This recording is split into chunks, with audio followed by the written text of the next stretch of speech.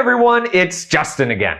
Before we get started today, I just really want to finish this coloring sheet that I'm making for all of my students, including you if you like coloring. Let me show you what I've come up with. While I'm showing you, keep an eye out for three key phrases: parallel lines, perpendicular lines, and linear inequalities. Those are the three main topics in this unit, and I used all of them to help me make my design.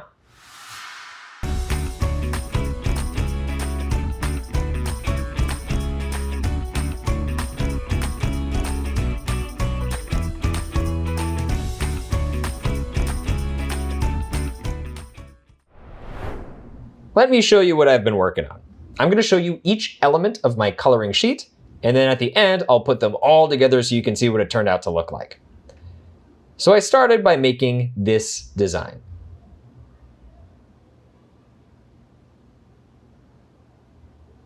Then I realized that there are actually some parallel lines here.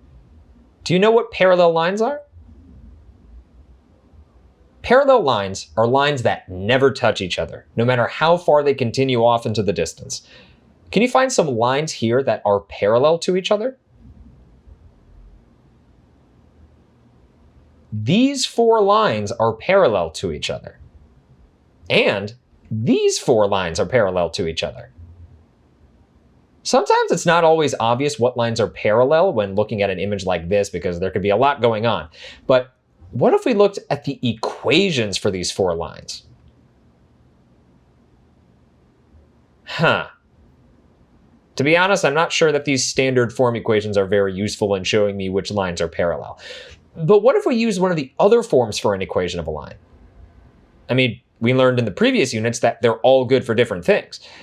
Well, the good news is that I have two other parallel lines in my design, and I wrote their equations in slope-intercept form instead. Let's tuck these lines away for now and look at two new lines. Do you notice anything these equations have in common that might help tell us why they're parallel? Yeah, they have the same slopes. These lines both have a slope of 9/10. That makes them never touch since they're going up at the exact same rate. Let's set those aside for a moment as well so I can show you two more parallel lines that I put in my design, and they're slope-intercept forms. What are the slopes of these two lines? The slopes are both -9/10. They match, verifying that these are in fact parallel. If I bring everything back that I've made so far, we can see that there are a lot of different groups of parallel lines on here. But I also wanted to include a different type of line relationship called perpendicular lines. Let's talk about that next. I'm gonna take these off of here just temporarily so we can focus on making some perpendicular lines. Perpendicular lines meet at a 90-degree angle, also known as a right angle. Here are some perpendicular lines that I created.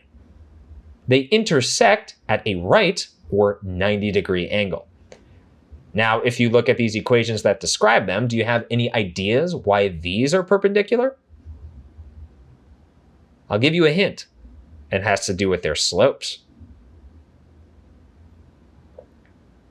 Their slopes have the numerator and denominator flipped and the sign changed. The 2/3 flipped to become 3/2, and the sign in front of them changed from positive to negative. This is called the opposite reciprocal. Making sure the slopes are opposite reciprocals is crucial for two lines to be perpendicular.